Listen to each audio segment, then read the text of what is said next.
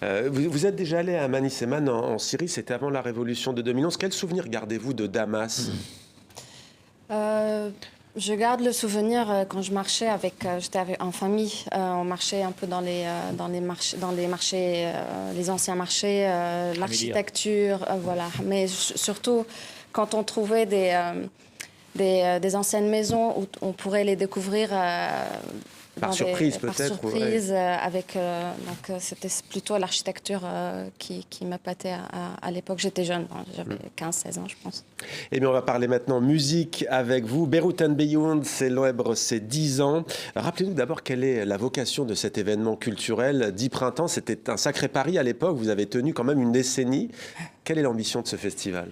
Ce festival a été créé en 2013, évidemment, pour promouvoir toutes les productions musicales de la région, les productions indépendantes. Donc, à l'époque, il y avait beaucoup de productions qui bouillonnaient à l'époque entre la Tunisie, l'Égypte, le Liban, mais surtout, Beyrouth était un peu là où tout le monde était là pour se produire. La place convergente, quoi. La place convergente. The place to be, pour utiliser un anglicisme. Comme Beyond.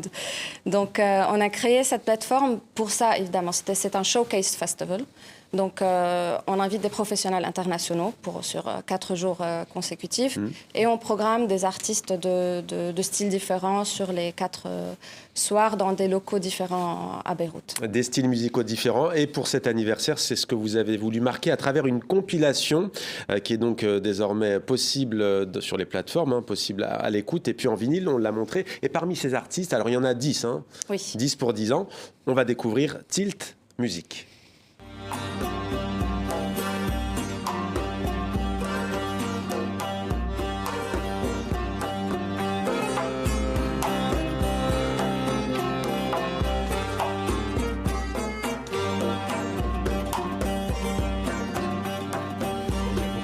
Tilt, donc, fait partie de cette compilation. Parlez-nous de ces artistes, puisqu'on les voit à l'image, ils sont 3. Oui, ils sont 3. C'est 3 des musiciens les remarquables de la scène locale. En fait, il y a Farah Khoder sur Bouzo, il y a Ali El-Hout percussion et il y a Samah Boulmouna sur l'accordéon. Chacun d'eux, ils se sont retrouvés sur scène dans des projets différents. Ils ont trouvé qu'ils avaient une chemistry, quelque chose à partager ensemble en tant que projet musical.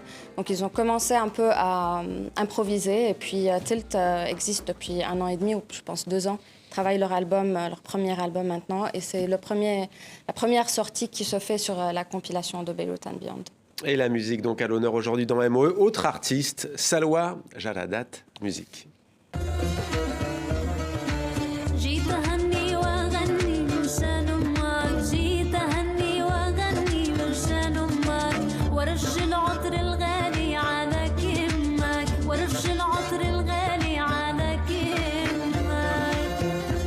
Salwa Jaradat, parlez-nous de cette artiste. Qui est-elle? Vit-elle au Liban? Elle est palestinienne, elle vit au Liban depuis quelques années et cette chanson précisément c'est du patrimoine palestinien et il y a un morceau qu'elle a utilisé, que c'était sa grand-mère qui le chantait, mais elle a essayé de le faire d'une manière plus moderne et contemporaine avec sa voix et aussi avec Khaled Alaf qui est le producteur de ce morceau. Voilà pour ces 2 artistes qui font partie de cette compilation hip-hop, folk, électro ou encore pop. On voyage, vous l'avez dit, dans différents genres musicaux. Alors les enregistrements ont eu lieu l'année dernière avec Bachar Khalife comme métronome. Alors on sait que le contexte est très difficile au Liban, politique, économique, financier. Il y a eu l'explosion dévastatrice au port de Beyrouth. Est-ce que vous avez senti ces dernières années que c'était beaucoup plus difficile pour vous de tenir le cap, d'organiser ce festival? Et au fond, est-ce que c'était un défi à chaque fois de plus en plus grand? Oui. Ça, c'est sûr. Déjà, depuis le commencement, on a eu pas mal de défis. On a dû annuler l'édition en 2015 à cause de bombes et d'explosions à Beyrouth. Mais aussi, après 2020, on a aussi changé un peu la vocation de Beyrouth and Beyond. Ce n'est plus qu'un festival annuel, mais on fait des programmes de développement et de soutien pour les artistes qui sont basés au Liban. Donc, on a des ateliers de travail, des résidences artistiques. Donc, on essaye de gérer que ça ne soit pas que un événement qui soit risqué en tant que tel, mais aussi d'essayer de contribuer au développement de la scène indépendante locale. Donc cette compilation, c'est aussi le résultat d'un programme de soutien aux musiciens libanais. Donc c'est avec Bachar et Belkoun, le label de Bachar basé à Paris, ici. On a commissionné les 10 artistes qui ont été sélectionnés après un appel. Donc ils ont créé de nouveaux morceaux qui ont été enregistrés à Beyrouth dans un studio libanais, TuneFork Studios, qui aussi, c'est une institution qui contribue beaucoup à la scène musicale libanaise.